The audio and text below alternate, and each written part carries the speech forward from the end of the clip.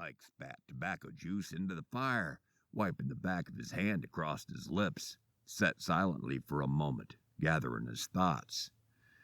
"To hear it told, the Low man's a bounty hunter," he said.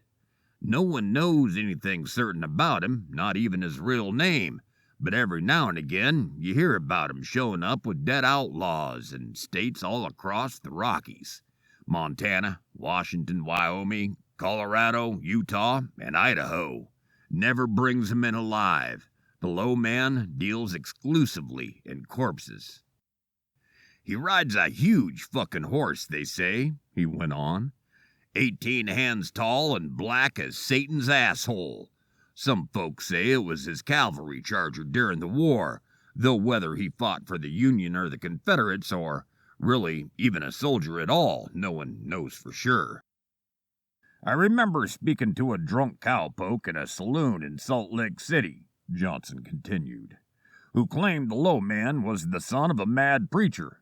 They say he's half Injun or half nigger, depending on who's talking. Hell, I've heard it said he's the bastard son of a witch doctor brought over from Africa on a slave boat, and I've heard other folks claim he's a damn Chinaman. Some say he was raised by the Apache down in New Mexico. Others," he jerked his head towards the dark woods behind him where Chavez had gone, "say it was the Navajo who brought him up, and that he knows Injun magic. Hell, some greasers say he's a skin changer. I even heard a Ute scout swear blind that the Low man's a damn Wendigo, not a man at all." Earl felt an icy puckering at the back of his neck, as if a small, cold hand had clenched bony fingers on the skin there, but he found himself engrossed in the story. "So, what's the truth?" Johnson shrugged. "The truth? Hell if I know, son. There's all sorts of foolishness.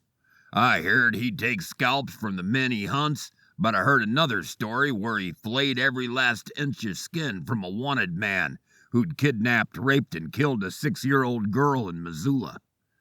The way I heard it, they found the poor bastard's skin all in one piece and neat as you please, nailed to the courthouse door one morning. They never did find the rest of him." Earl shivered and winced at the image. What kind of person could do that to a man?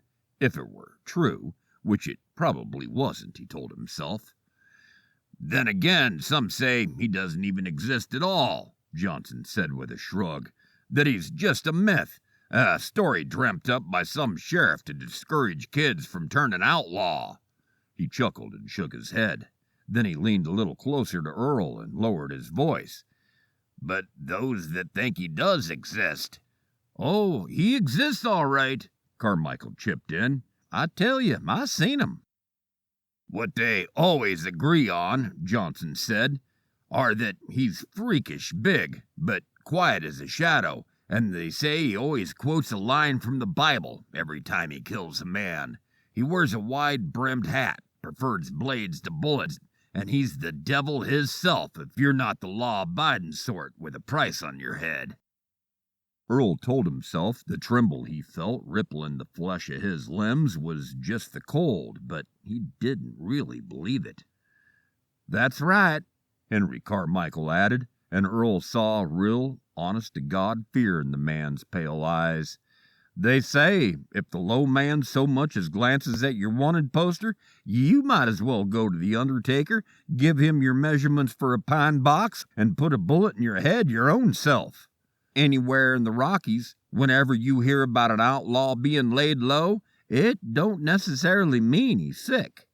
"And like McGroarty said," Johnson went on, taking up the story again, "he takes special interest in rapists and murderers, and doesn't collect his reward if he brings in such a man. He leaves their carcass in the dirt for the grave digger." Johnson fell silent and held Earl's gaze for a long moment, then sat back, his story apparently done. "So that's why we have to keep it quiet when we're out here," Carmichael said, looking across the campfire at Earl. "We're wanted men and—" His voice seemed to dry up in his throat, and as his words faltered, Earl saw the man's expression twist into outright horror.